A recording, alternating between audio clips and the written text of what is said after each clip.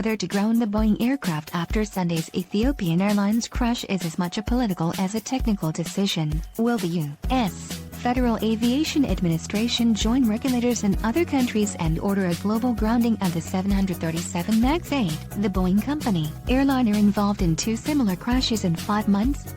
The answer isn't as clear-cut as some might think. While the agency issued a notice Monday to the MAX 8's 59 operators stating its continued airworthiness, the decision on whether to stand by that call depends as much on political judgment as any yes or no technical assessment. Airlines and regulators in other countries are already voting with their feet. China, Indonesia, Singapore and Australia have suspended operations of 737 MAX variants, while Ethiopian Airlines Group, Grupo Aeromexico S.A. does CV, Brazil's Golinhas Aéreas Inteligentes S.A. and South Korea's E-Star Jet Incorporated have grounded their own planes after one of its own 737 MAX planes crashed in October. PT Lion Mentari Airlines is considering a switch to Airbus SE. Bloomberg News reported citing a person familiar with the matter. As a result, about a third of the 350-strong global fleet is already out of action. Although the FAA has the most important position as the home country regulator that certifies Boeing planes, decisions by other nations have a simmering effect that could force its hand. In truth, no one can be 100% sure at present whether the striking similarities between the crash of Ethiopian Airlines Flight 302 on Sunday and Lion Air's Flight 610 are merely an unfortunate coincidence, or the sign of a deeper common problem.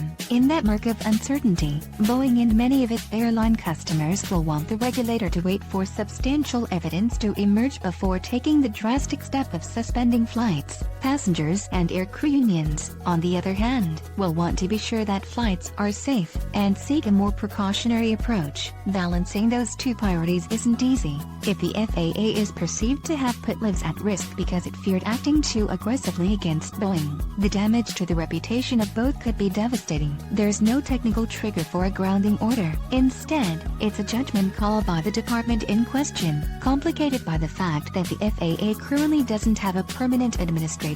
U.S. Secretary of Transportation Elaine Chao, who's responsible for the agency and whose views would probably be decisive, seems to be taking a wait-and-see approach. Boeing's Chief Executive Officer Dennis Muilenburg, meanwhile, has worked hard to be close to President Donald Trump, who could decide the issue one way or another with a single tweet. One point worth bearing in mind is that the agency has been reviewing the performance of the 737 MAX 8 for almost 5 months since the Lion Air crash, including the behavior of the angle of attack sensors and maneuvering characteristics augmentation system that appeared to have malfunctioned in that incident. That should lend weight to its confidence in the plane's continued airworthiness. It's hard to believe the agency would now be backing up the 737 MAX's performance if any scintilla of doubt remained. Even so, the FAA has in the past been accused of being too lenient. Whistleblowers in 2008 alleged the regulator looked the other way when Southwest Airlines Company neglected to inspect and maintain its planes properly.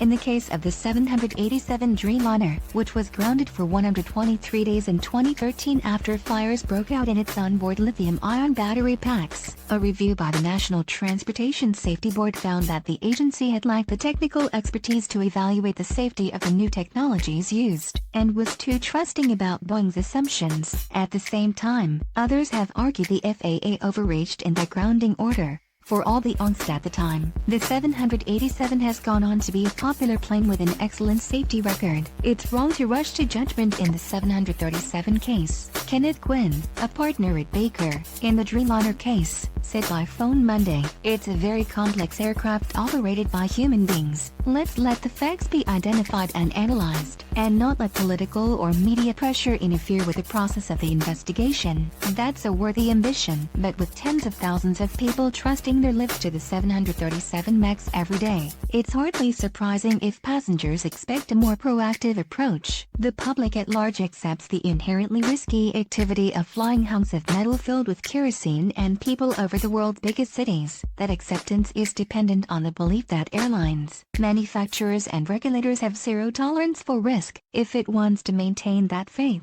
the FAA had better be confident in its judgment call.